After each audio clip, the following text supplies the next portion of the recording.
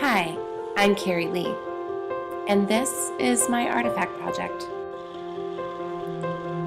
First, let's talk about my practicum. While I was volunteering for Churches United for the Homeless, I noticed some things and had some really important questions. Here were some things that I noticed. There were a lot more children at the shelter than I thought there would be, and they were really excited to see us. Some of the children had been there for weeks, others just a few days, and their lives were very unstable and highly mobile. This got me thinking about my own life. I was never homeless, but I went to 11 different schools and knew what it felt like to lose friends and try to make new ones. When you're highly mobile, you have to get used to a new school, new teachers, and a new schoolwork that is often discontinuous with what you learned previously. Just think about that. That's pretty tough. And if that wasn't enough, homeless children also confront stigmatization, insensitivity, and rejection by classmates and even some teachers. That's just not cool.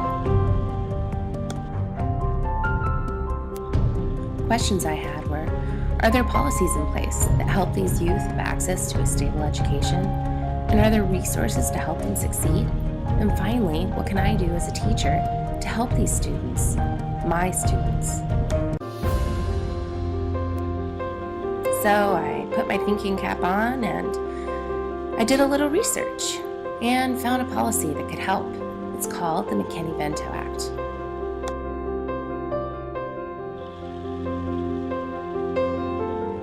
So you're probably wondering, what is the McKinney-Vento Act? The McKinney-Vento Education of Homeless Children and Youth Assistance Act is a federal law that ensures immediate enrollment and education stability for homeless children and youth. McKinney-Vento provides federal funding to states for purposes of supporting district programming that serve homeless students. And here's a little bit of history. The McKinney-Vento Act was the first important piece of legislation that responded to the issue of education and homelessness in our youth. It was signed and passed by President Ronald Reagan in 1987. After doing all the research, I realized something. The likelihood of having a student who is homeless or who has experienced homelessness is really, really high and likely inevitable.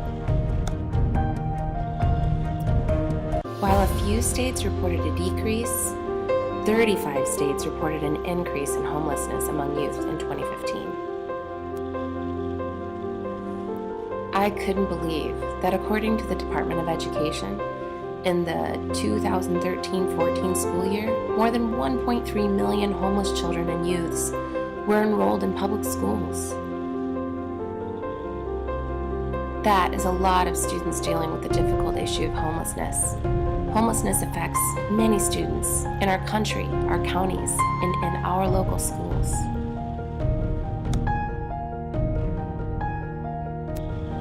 I know that's a lot of information to take in, and as teachers, we have a big responsibility.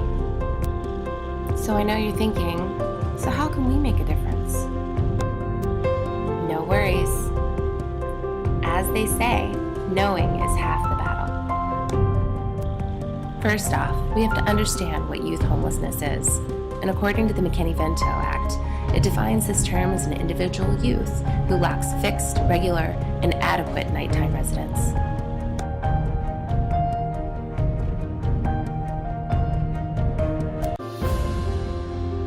Some of these students can be living in shelters, refugees awaiting housing, awaiting foster care, living in the streets, living in abandoned or subpar housing, and some of these students may just not be in the physical custody of a parent or guardian. They may have just left them.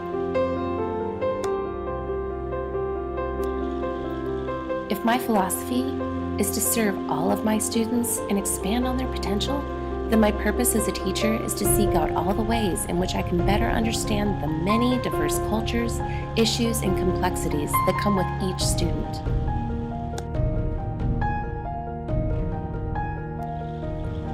Every youth who experiences homelessness or lack of a guardian has the right to attend school and will be guided by teachers, school counselors, and their homeless education liaison. but some students go unseen and they need our help.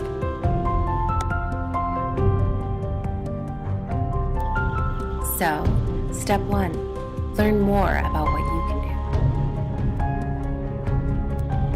do. Know the warning signs. Get to know your students. Homelessness is often invisible. Know the possible warning signs of homelessness among school-aged children and youth. A lack of educational continuity, school attendance and transportation problems, poor health and nutrition, poor hygiene, lack of privacy and personal space after school, social and behavioral concerns, and reactions or statements by people closest to them. That being said, don't make assumptions. Every student has a story. Get to know theirs. And if you're concerned, ask them how they're doing.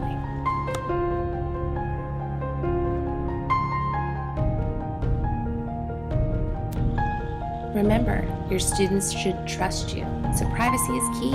Teachers can be a powerful force in the lives of homeless children, helping them both emotionally and academically. So be sensitive, aware, and protect the students the best you can. Some other important strategies include examining the student's record for grades, attendance, background information. Spend some individual time with them the first couple days. Encourage them. Offer tutoring. Watch for indications that the student is struggling to adjust academically, socially, or psychologically. Also, create referral procedures for students who have difficulty adjusting. Form new student groups. Set up mentoring or peer buddy programs.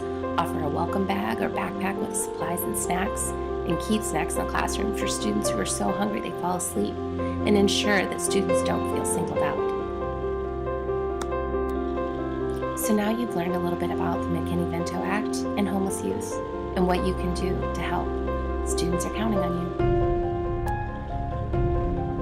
And thank you so much for listening. And if you have any questions, just ask. Have a great day.